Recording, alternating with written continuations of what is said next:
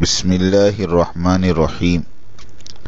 مسائل کا سلسلہ نمبر 22، نماز کے شرائط، استقبال قبلہ کے مسائل۔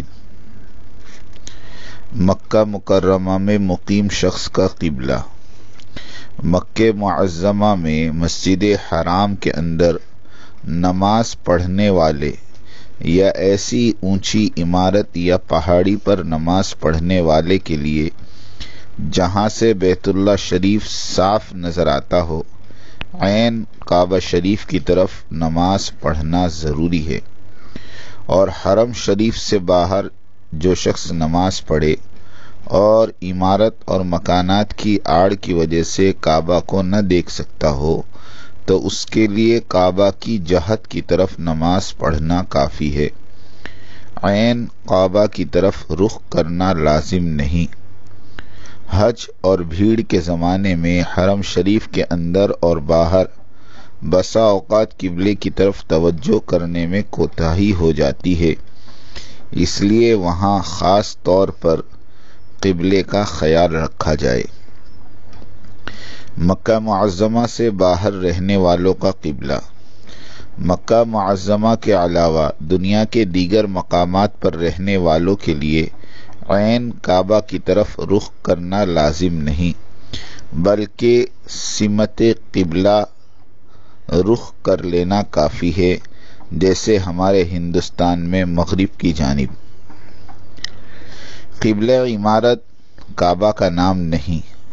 بیت اللہ شریف کی عمارت اصل میں قبلہ نہیں، بلکہ جس جگہ میں وہ عمارت قائم ہے وہی زمین سے آسمان تک قبلہ ہے، لہٰذا اگر عمارت نہ بھی رہے پھر بھی قبلہ باقی رہے گا۔ حتیم جزء قبلہ نہیں۔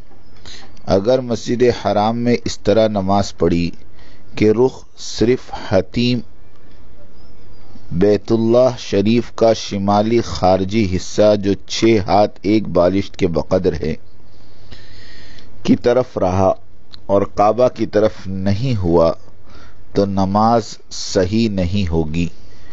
نماز کے کعبۃ اللہ کے قریب میں جو جگہ ہے حتیم، اگر اس کی طرف رخ رہا اور کعبہ سامنے نہیں رہا تو پھر ان کی نماز نہیں ہوگی۔ نماز کے لیے عین کعبہ کی طرف رخ کرنا ضروری ہے۔ کعبہ کے اندر یا کعبہ کی چھت پر نماز پڑھنے والے کا قبلہ۔ کعبہ کے اندر یا اس کی چھت پر تنہا نماز پڑھنے والا شخص کسی جانب بھی رخ کر کے نماز پڑھ سکتا ہے، وہاں رہتے ہوئے ہر جانب اس کے لیے قبلہ ہے۔ کعبہ کے اندر نماز باجماعت میں صفوں کی ترتیب۔ اگر بیت اللہ شریف میں نماز باجماعت ادا کی جائے تو امام اور مقتدیوں کے مقام اور صفوں کی ترتیب کے اعتبار سے کل 7 صورتیں نکلتی ہیں، جن میں سے 6 جائز ہیں اور 1 ناجائز ہیں۔ نمبر 1، امام دیوار کی طرف پشت کر کے اور مقتدیوں کی طرف چہرہ کر کے کھڑا ہو اور سب مقتدیوں کا رخ امام کی طرف ہو۔ نمبر 2، امام دیوار کی طرف رخ کرے اور سب مقتدی اس کے بالمقابل دوسری دیوار کی طرف رخ کرے، گویا کہ امام کی پیٹھ اور مقتدیوں کی پیٹھ کی طرف اور مقتدیوں کی پیٹھ امام کی پیٹھ کی طرف۔ نمبر 3، مقتدیوں کا رخ امام کی پیٹھ کی طرف ہو، جیسا کہ عام جماعت میں ہوتا ہے۔ نمبر 4، سب مقتدی امام کے پہلو بپہلو کھڑے ہوں۔ نمبر 5، مقتدیوں کا رخ امام کے دائیں بائیں پہلو کی طرف ہو۔ نمبر 6، امام کا رخ مقتدیوں کے پہلو کی طرف ہو۔ مذکورہ 6 صورتوں میں جماعت درست ہے، اس لیے کہ اس خاص رخ میں جس کی طرف امام نماز پڑھ رہا ہے کوئی مقتدی اس رخ میں اس سے آگے نہیں بڑھ رہا، کیونکہ بقیہ مقتدیوں کا رخ دوسری جانب ہے جو ممنوع نہیں۔ نمبر 7، اگر امام کا رخ مقتدیوں کی پشت کی طرف ہو تو ان مقتدیوں کی نماز درست نہ ہوگی، اس لیے کہ وہ خاص اسی رخ میں امام سے آگے واقع ہو رہے ہیں۔ مسجد حرام میں امام سے آگے اس رخ میں نماز پڑھنا۔ مسجد حرام میں امام جس جانب امامت کر رہا ہو اس رخ میں امام سے آگے نماز پڑھنے والوں کی نماز درست نہ ہوگی۔ البتہ دوسرے رخ میں اگر بالکل کعبہ مشرفہ کی دیوار کے قریب نماز پڑھے تو بھی کوئی حرج نہیں۔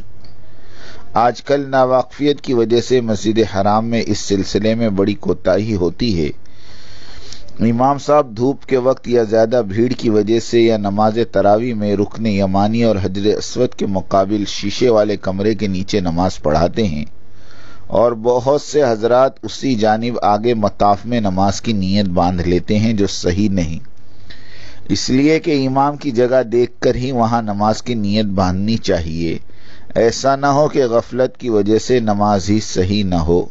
نیز حرم شریف کے انتظامیہ کو بھی چاہیے کہ امام جب پیچھے کھڑا ہو تو اس سے آگے رکاوٹ وغیرہ لگا کر نماز پڑھنے سے روکے، تاکہ لوگوں کی نماز فاسد نہ ہو، جیسا کہ کم بھیڑ کے زمانے میں اور تراویح کے دوران یہ انتظام کیا جاتا ہے۔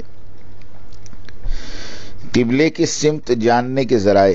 جن شہروں اور آبادیوں میں پرانی مساجد موجود ہوں انہی مساجد کے محرابوں کو قبلے کا معیار بنایا جائے گا، اور جہاں پہلے سے مساجد تعمیر شدہ نہ ہو تو وہاں کے آس پاس رہنے والے مسلمانوں سے قبلے کی تحقیق کی جائے گی، اور جن جگہوں پر کوئی بتانے والا نہ ملے، مثلا جنگلات یا نو تعمیر آبادیاں، تو ان میں قطب نامہ اور چاند سورج وغیرہ کے ذریعے سمت کی پہچان کر کے غور و فکر کے بعد قبلہ متعین کیا جائے گا۔